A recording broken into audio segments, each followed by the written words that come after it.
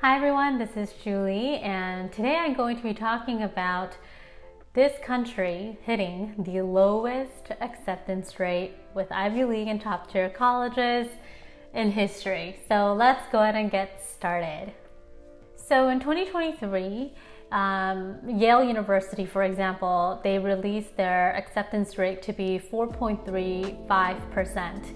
And it's their lowest acceptance rate in history. And this is not only happening with Yale University only, but we're seeing this trend with other Ivy League and top tier colleges. And so a lot of these competitive colleges plus programs, their acceptance rate is ranging at about 4 to 10%.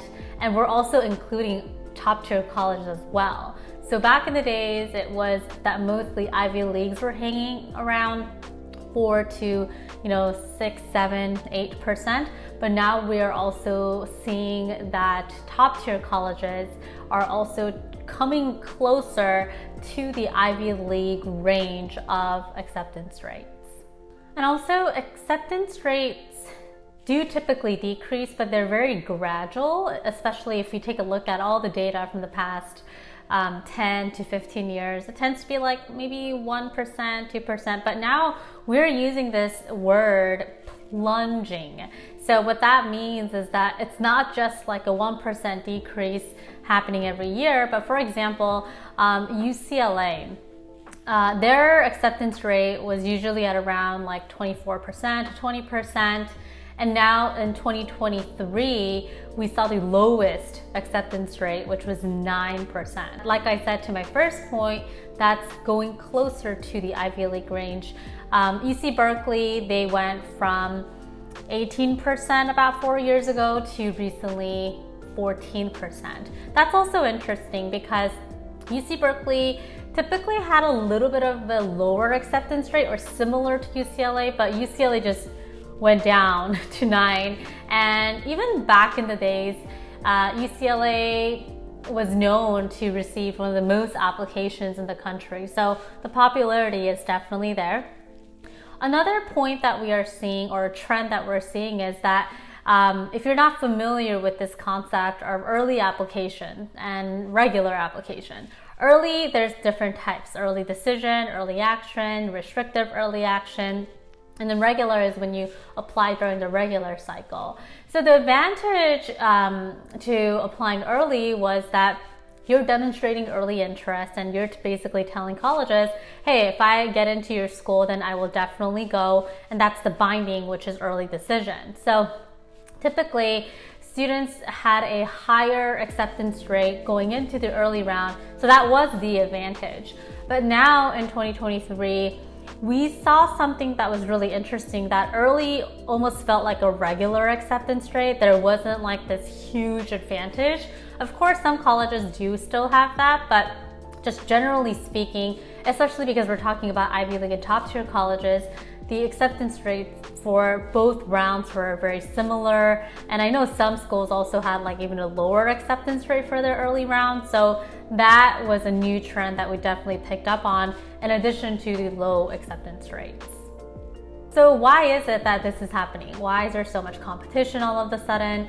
And there are many factors, but one of the things that I do like to point out is that Common Application allows the students to apply to multiple colleges very easily. And so now it's become really easy for students to just add a college, use the same personal statement essay. All the activity section is filled out anyway. They just need to write a couple of more supplemental essays, and they're probably already written for other existing colleges. And so just adding another college to the process is really easy, especially UC schools. There's 9 of them, and just one application goes to all 9. That's definitely the reason why that all of this is happening, just one of them. And another question that I get is, do you think the acceptance rates will go up a little bit? Do you think it's going to decrease even more? My prediction is that it's probably going to stay the same or decrease. I don't think that they're going to increase their acceptance rate, just because of how many applicants are really coming through their system.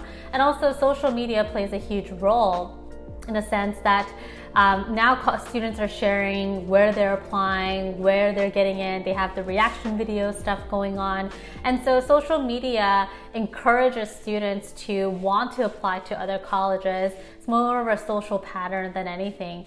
And so I feel like the popularity of these Ivy League colleges will only increase, which means that there's a really less or no chance of these acceptance rates going back up.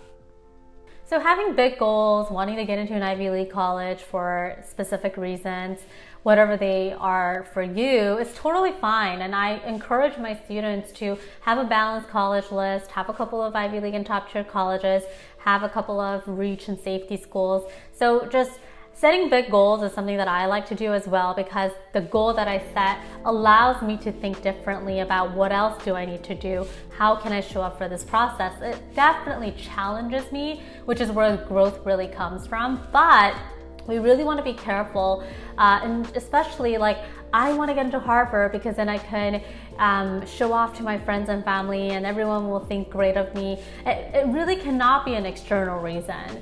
And so what I like to tell our students inside our program is to always look within. So what is it that I'm passionate about? And so because of my passion and my values, I want to go to USC, or I really want to attend Columbia. So a lot of the reasons really need to stem from your passion.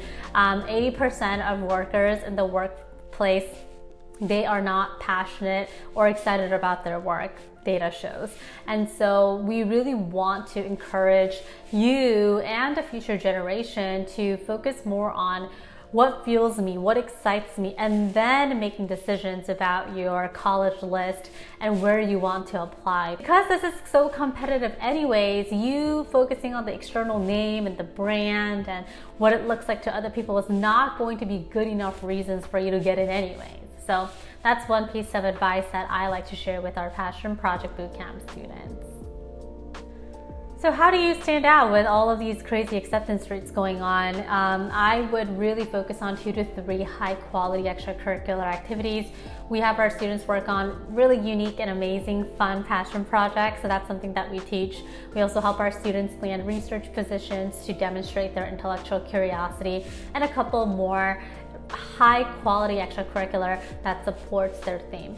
So that is really the best way to go about it. And of course, doing well in school and getting good SAT and ACT scores are important too. With that being said, if you want to dive into the strategies even more, I have an intro training that you can attend at passionprep.com/masterclass.